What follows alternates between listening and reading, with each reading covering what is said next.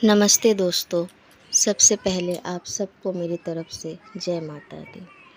माँ काली आप सब पर हमेशा अपनी कृपा दया दृष्टि बनाए रखे। आशा करती हूँ आप सभी अपने अपने जीवन में कुशल मंगल होंगे। तो दोस्तों, आज का जो वीडियो का टॉपिक है वो बहुत ही ज़्यादा इन्फॉर्मेटिव है और ये मुझे मेरे किसी प्यारे सब्सक्राइबर ने ही मुझे कमेंट में पूछा था कि तपस्या क्या है, तपस्या से लोग वरदान कैसे प्राप्त करते हैं, ये आप मुझे बताइए। तो इसीलिए इस टॉपिक पर मैं वीडियो बना रही हूँ। तो आज इसी टॉपिक पर मैं आप लोगों से चर्चा करने वाली हूँ कि तपस्या क्या है और तपस्या से लोग कैसे वरदान पा सकते हैं। तो दोस्तों, वीडियो को एकदम लास्ट तक देखिएगा, स्किप बिल्कुल भी मत कीजिएगा, क्योंकि ये आपके लिए बहुत ज़्यादा जानकारी वाला वीडियो होने वाला है। और वीडियो अगर आप लोगों को पसंद आए तो एक लाइक ज़रूर कीजिएगा और मेरे चैनल को सब्सक्राइब ज़रूर कर लेना अगर आप नए हो तो चलिए दोस्तों, बिना किसी देरी के वीडियो करते हैं स्टार्ट। तो सबसे पहले जानते हैं कि तपस्या क्या है। तो दोस्तों, तपस्या का अर्थ होता है तप। तप में अपने आप को जलाना। तपस्या करना मतलब तप में अपने आप को जलाना। तपस्या जो है वो बहुत कठिन होता है। बहुत ज़्यादा कठिनाई से तपस्या को किया जाता है, बहुत ज़्यादा मेहनत परिश्रम से किया जाता है। अपने मन के हर एक इच्छाओं को मार मार के आपको मतलब अपने सीधे मार्ग पर ही हमेशा मार्गदर्शन करके चलना होता है। इसको ही तपस्या कहते हैं। तपस्या करने से वरदान प्राप्त कैसे होता है, इसकी बारे में जो है मैं आपको लास्ट में बताऊंगी। पहले कुछ ज़रूरी बात मैं आप लोग को बता देना चाहती हूँ। तपस्या जो है वो एक तपस्या होता है जो तांत्रिक करते हैं और एक तपस्या होता है जो आम लोग, जो हम गृहस्थ लोग करते हैं। तो हम तांत्रिक नहीं हैं, हमारे पास कोई तांत्रिक विद्या नहीं है, तांत्रिक ज्ञान नहीं है, जिसे भौतिक ज्ञान कहते हैं, वो नहीं है। पर हमारे पास वैदिक ज्ञान है, जो वेदों में जो लिखा है, वेदों पुराणों में वो ज्ञान है हमारे पास।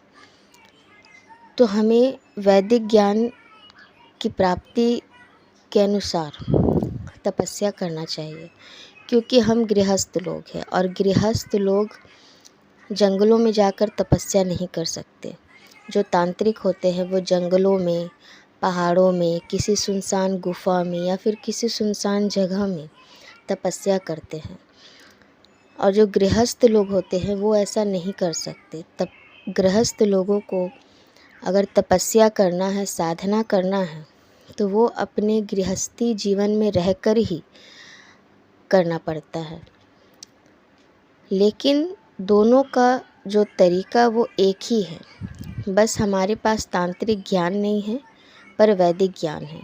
और तांत्रिकों के पास जो है वो भौतिक ज्ञान होता है, तो उनका तपस्या जो है वही है कि परिश्रम और मेहनत कठिनाई से करना पड़ता है, और वही कठिनाई जो है हमें भी जो है उसका पालन करना पड़ता है। लेकिन हम जो है वो वैदिक ज्ञान के हिसाब से अपनी तपस्या और साधना को करेंगे, ना कि भौतिक ज्ञान से। तो ये हुआ गृहस्थ जीवन के बारे में, और तांत्रिक जीवन के हिसाब से मैंने आपको तपस्या का जो है विचार बताया है। अब तपस्या जो है वो आप गृहस्थ जीवन में रह के कर सकते हैं या नहीं, ये जानते हैं। तो बिल्कुल कर सकते हैं। तपस्या साधना पर जो है वो सबका अधिकार होता है, सबका हक होता है। अगर कोई तहे दिल से चाहे इसे करना तो बिल्कुल कर सकता है। आपके जो भी इष्ट हों, आप उनके मंत्रों का जाप कर रहे हैं तो वो भी एक तपस्या है, वो भी एक साधना है। आप उनकी सेवा कर रहे हैं, उनकी पूजा कर रहे हैं, आराधना कर रहे हैं, उनका नाम जाप कर रहे हैं, तो ये भी एक तपस्या है। क्यों? क्योंकि आप अपने इष्ट को पाना चाहते हैं, तो उनको पाने के लिए आपसे जो बन पड़ रहा है आप वो कर रहे हैं। गृहस्थ जीवन में रह के कर रहे हैं, तो वो भी एक तपस्या ही होती है। तपस्या का मतलब ये नहीं होता कि आप जंगलों में जाकर तपस्या करेंगे तो ही भगवान आपकी तपस्या स्वीकार करेंगे, बिल्कुल भी नहीं। जो गृहस्थ जीवन में रहकर भी तपस्या करने के लिए समय निकालते हैं, भगवान उनकी तपस्या भी स्वीकार करते हैं। तो आप अपने गृहस्थी जीवन में रहकर भगवान के लिए जो मूल्यवान समय निकाल रहे हैं, अपने इष्ट के लिए जो समय निकाल रहे हैं, उनकी सेवा के लिए, उनकी भक्ति भाव के लिए, उनके भजन के लिए, कीर्तन के लिए, उनकी नाम जाप करने के लिए, तो वो भी एक तपस्या ही होती है। ये भी आपकी एक तपस्या है। अब बात करते हैं, और भगवत गीता में भी तपस्या को जो है 3 विवरण में बताया गया है। सबसे पहला है शारीरिक तप, दूसरा है वाचिक तप और तीसरा है मानसिक तप। तो शारीरिक तप क्या है? शारीरिक तप वो है जो हम योग के माध्यम से करते हैं, जिसे मेडिटेशन भी कहा जाता है। तो जो आप योग के माध्यम से मंत्रों का जाप करते हैं, मेडिटेशन की मुद्रा में जो योग की मुद्रा होती है, उस पर उसके माध्यम से आप जब मंत्रों का जाप कहते हैं तो उनको बोला जाता है शारीरिक तप।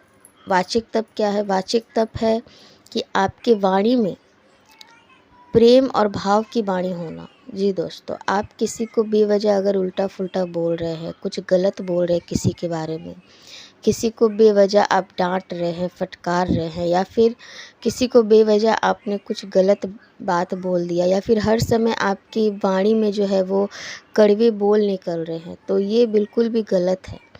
इससे भगवान बहुत ज़्यादा नाराज़ होते हैं, या आपके इष्ट भी आपसे बहुत ज़्यादा नाराज़ होंगे, जो भी आपके इष्ट हैं।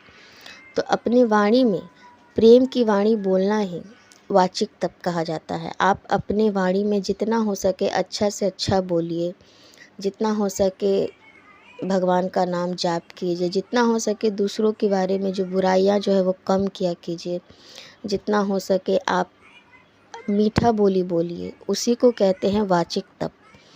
और तीसरा है मानसिक तप। तो मानसिक तप क्या है? मानसिक तप है कि हमारे मन में बहुत तरह की ऐसी इच्छाएं होती है जो सही भी होती है और कुछ गलत भी होती है। तो आपको अपने सही और गलत दोनों इच्छाओं को ख़त्म करके, कहूँ तो मोह माया त्याग कर, जो भगवान के लिए जो आप समर्पित करते हैं, उसी को कहते हैं तपस्या करना।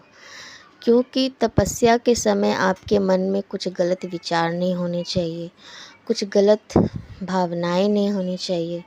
किसी के प्रति अगर कुछ गलत मन में चल रहा है तो वो बिल्कुल भी नहीं होना चाहिए। बहुत सा ऐसा है बात जो आपको तपस्या के समय नहीं होना चाहिए। जब आप साधना पर बैठे हैं और मंत्रों का जाप कर रहे हैं, उस समय भी आपने देखा होगा कि मन में आपको बार बार गलत विचार आते रहते हैं, गंदे गंदे ख्याल आते हैं। जब आप पूजा करते हैं मंदिर में, तब भी आपको मन में गंदे गंदे विचार आते हैं, ख्याल आते हैं, कुछ सही होते हैं, कुछ गलत होते हैं। तो इन दोनों सही और गलत विचारों को परे रख कर जब हम सच्चे और सीधे मन से भगवान को पुकारते हैं और उनकी पूजा याचना, उनकी मंत्रों का जाप करते हैं, तो उसी को कहते हैं मानसिक तप। तो दोस्तों, यहाँ तक मैंने आपको समझा दिया कि तपस्या क्या है। तपस्या को आप गृहस्थ जीवन और तांत्रिक जीवन की दृष्टि से भी मैंने आपको बताया। इसके बाद आपको भगवत गीता के हिसाब से भी तपस्या के मैंने 3 रूपों के विवरण आपको बताया।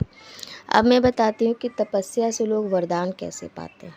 तो दोस्तों, जब आप कठोर कठिन परिश्रम और तपस्या के माध्यम से अपने इष्ट को मन में रखकर तपस्या करते हैं, तो वो आपसे बहुत ज़्यादा प्रसन्न हो जाते हैं कि आपने अपने जीवन के सारे इच्छाओं को ख़त्म करके आपने उनका नाम जपा है, आपने उनके लिए तपस्या किया है, आपने उनको पाने के लिए तपस्या किया है।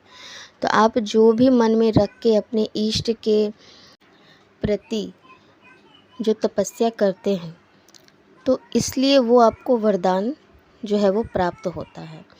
तो जब आप कठोर कठिन तपस्या करते हैं, अपने सारे इच्छाओं को परे रख देते हैं और अपने इष्ट के लिए जब आप इतनी मेहनत कर रहे हैं, इतना ज़्यादा परिश्रम कर रहे हैं, उनका नाम जाप कर रहे हैं, तो फिर वो आपसे खुश क्यों नहीं होंगे, वो आपसे प्रसन्न क्यों नहीं होंगे।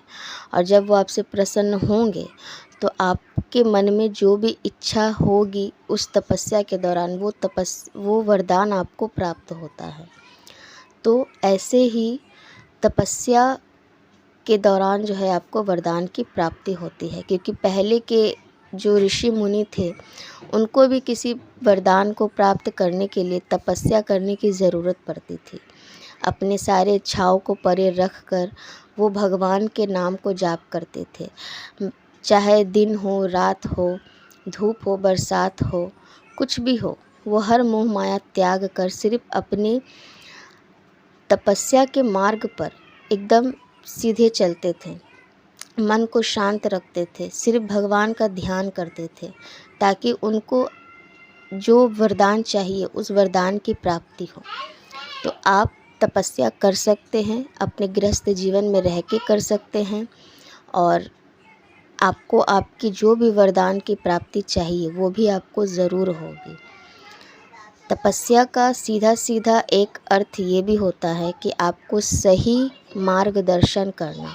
जी दोस्तों, अगर आप तपस्या कर रहे हैं या साधना कर रहे हैं तो वो आपके जीवन में आपको सही मार्गदर्शन दिखाती है, आपको सही मार्ग पर चलाती है, आपको आध्यात्म से जोड़ती है, आपको बुराइयों से दूर रखती है। जैसे कि आग पर कोई खाना पकाने से उसके अंदर के जितने भी कीटनाशक, जो भी कीट होते हैं, कीटाणु होते हैं, वो ख़त्म हो जाते हैं। तो वैसे ही जब आप तपस्या के तप में अपने आप को जलाते हैं, अपने आप को तप में आप जब जलाते हैं तो आपके अंदर की भी सारी बुराइयां ख़त्म हो जाती है और आपके अंदर अच्छाई ही अच्छाई भी भरने लगती है, और इस वजह से आप जो है सही मार्गदर्शन में अपने जीवन में चल सकते हैं और अपने इच्छा को भी पूरी कर सकते हैं, अपनी वरदान को भी प्राप्त कर सकते हैं। तो दोस्तों, वीडियो आप कैसा लगा कमेंट बॉक्स में ज़रूर बताइएगा। आशा करती हूँ कि आज का वीडियो आप लोगों के लिए बहुत ही इन्फॉर्मेटिव रहा होगा। तो दोस्तों, अब आप लोगों से मैं अलविदा लेती हूँ। मिलते हैं नेक्स्ट वीडियो में, तब तक के लिए जय माता दी, जय माँ काली।